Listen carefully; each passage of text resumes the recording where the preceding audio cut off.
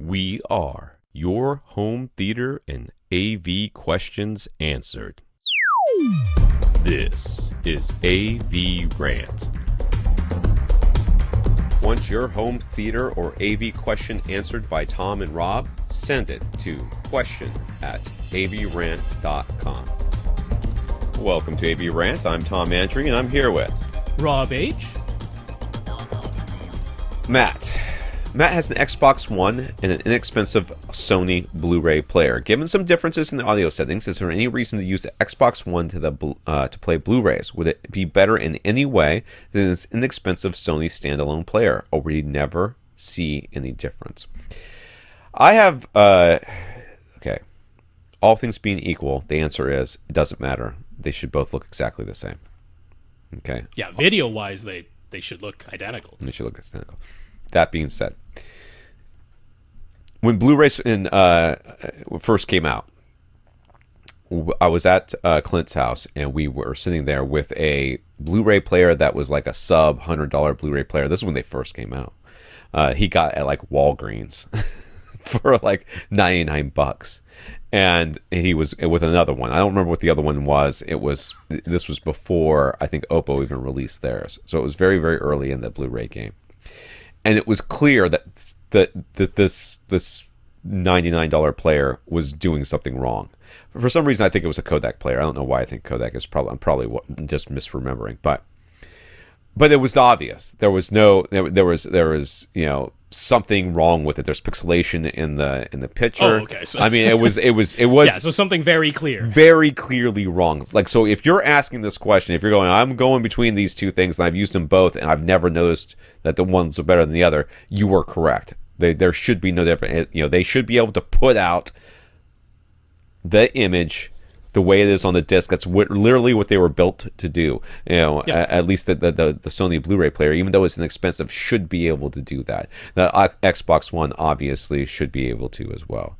And what the Sony will do that the Xbox One can't is output the bitstream high-definition audio. That's so right. If you're using Atmos, that's the only player you own that would be able to do Atmos or DTS:X. The Xbox One can't do it. But I have a feeling he's just asking about image here because I believe so. So if you're going image only, I would just go for the one that has the best interface, the one that makes the most sense to you as far as how it works. I'm guessing the Sony is going to be quieter than the Xbox One, even though the Xbox is not very loud. The Xbox One is pretty quiet. But it might be, I don't know. I use game systems to play Blu-rays because that's what I've got. Sure. But sure, and there's nothing wrong with it. But I always find it a little bit cumbersome because the buttons. You have to use the gamepad controller instead of a normal remote. And even if you switch over to the Harmony, there's stuff that you can do with the gamepad really easily that you have to like hunt around on it to find the right button where it shows you, which, like on the Sony, you press the select button or whatever, and it shows you with DTS:MA and all this other stuff. I always loved that, and it made it really easy to see to make sure I was in the right audio mode. And it's a little bit harder to do that with other ones. So, 6 of one, half dozen other.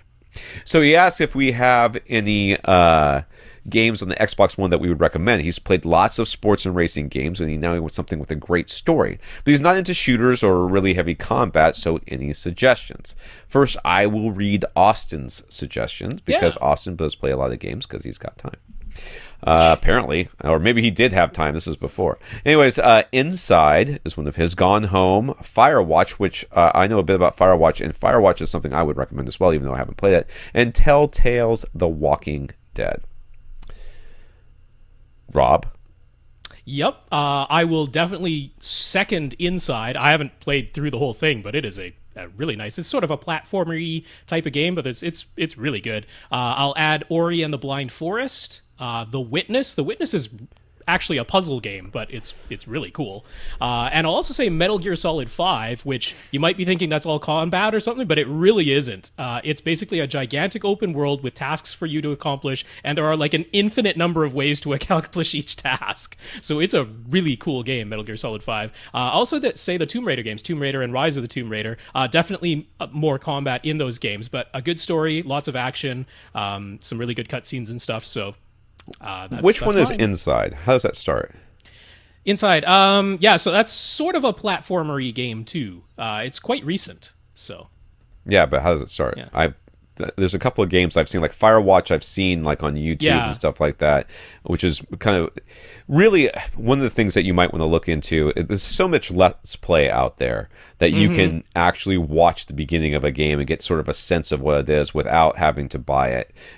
Look for stuff like walking simulators. A lot of times you'll hear that sort of terminology being thrown around, and that'll help you out. I have no time to play video games, so I am no help to you. Okay. So Yeah, no, Inside's like it's almost black and white. Like it's all. is it a little boy sort of running at the flashlight very based. beginning? Is that the one that I'm thinking of? Because I Yeah, saw if this it's- one where it was like a boy running away, like he escaped from someplace, and he's running across the countryside, and he's like, it's just a left to right Yeah, runner. yeah, that might have been it. Yeah, Okay.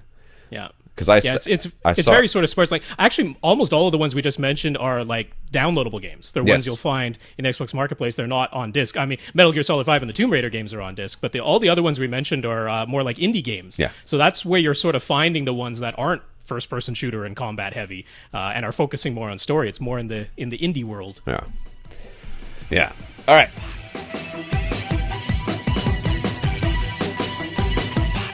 Want your question answered? Send it to question@avrant.com.